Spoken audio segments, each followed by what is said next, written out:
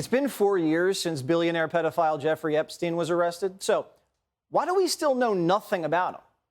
Well, we're finding out tonight some answers. The Wall Street Journal just got its hands on Jeffrey Epstein's private calendar. And it was a lot more suspicious than Brett Kavanaugh's. Epstein was meeting with the kind of people you'd think would steer clear of a convicted pedophile. Jeffrey Epstein was meeting with one of Barack Obama's top lawyers, Catherine Rumler.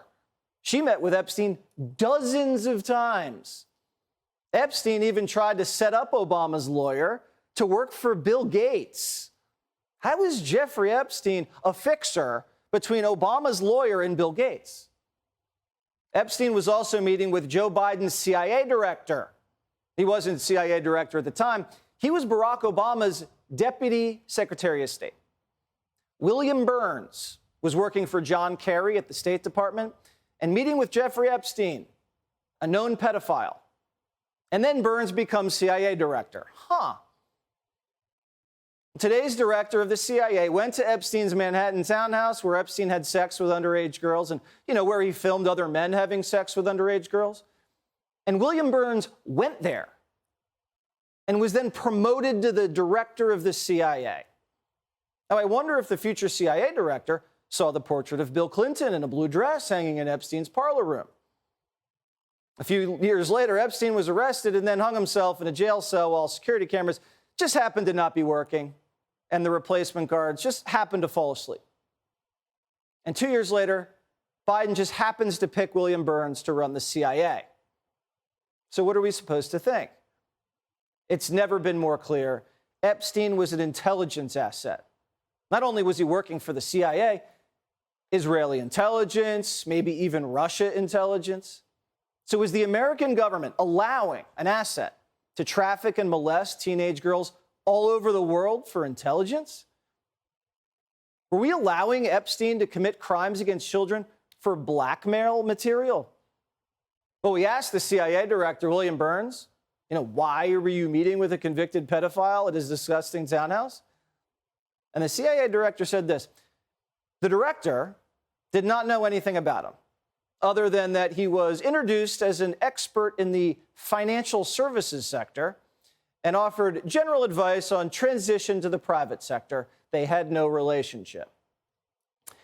So Obama's State Department official couldn't have asked anybody else in the entire country for help with a job in finance?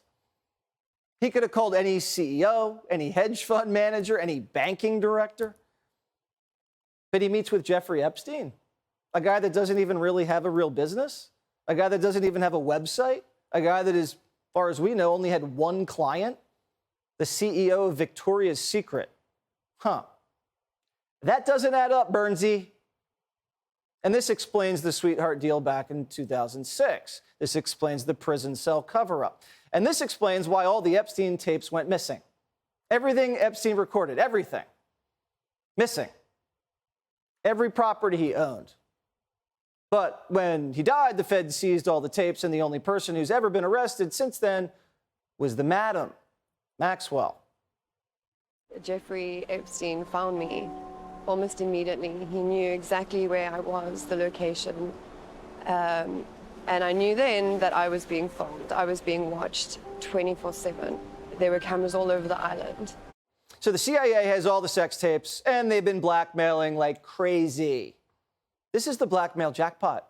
Hours of video starring the world's most important people in Epstein Island, in the Manhattan townhouse, and the Palm Beach estate, and the New Mexico ranch. Bill Clinton was good pals with Jeffrey. Flew on the Lolita Express 26 times, went to his private island.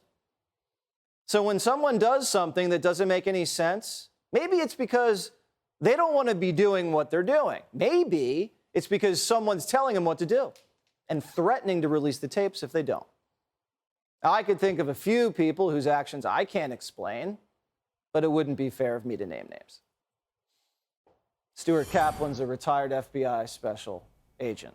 So, Stuart, this guy's an op, right? He's an opportunist, Jesse. He was marked by our government as being a middleman. Jeffrey Epstein was a professional con man, He had access to people, money, and young girls. And our government targeted him because he was in the game of exploiting people and blackmailing people. And the government saw that as an asset that could be exploited to get additional information from him overseas. Does the government have any reservations about allowing someone to abuse teenage girls for intelligence opportunities? Jesse, when you operate in that world of national security, that's a different world than, generally speaking, with respect to a criminal investigation. And really, the rules of engagement are non-existent because generally we are dealing with targets that are abroad. And so the rules of engagement are very, very different.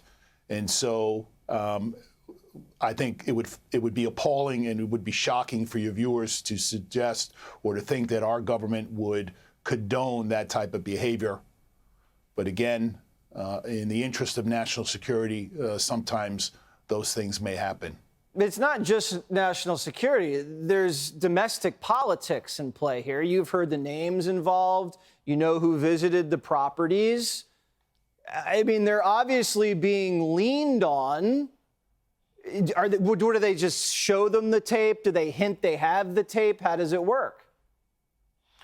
Well, look, Jeffrey Epstein had a factory, had a well-oiled machine with respect to an A-list of people. When you talk about some of the people, you had Leon Black, Donald Trump, Bill Clinton, Prince Andrew.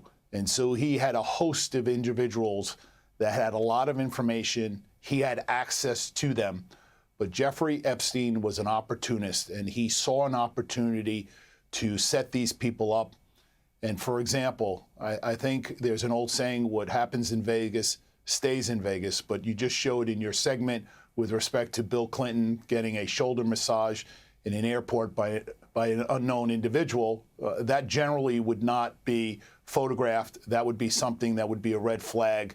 Certainly Bill Clinton probably was unsuspecting and didn't realize that someone was capturing his photograph. And again, that was a way to solidify and having leverage should it be needed to gain favor over Bill Clinton. And that was Jeffrey Epstein's modus operandi.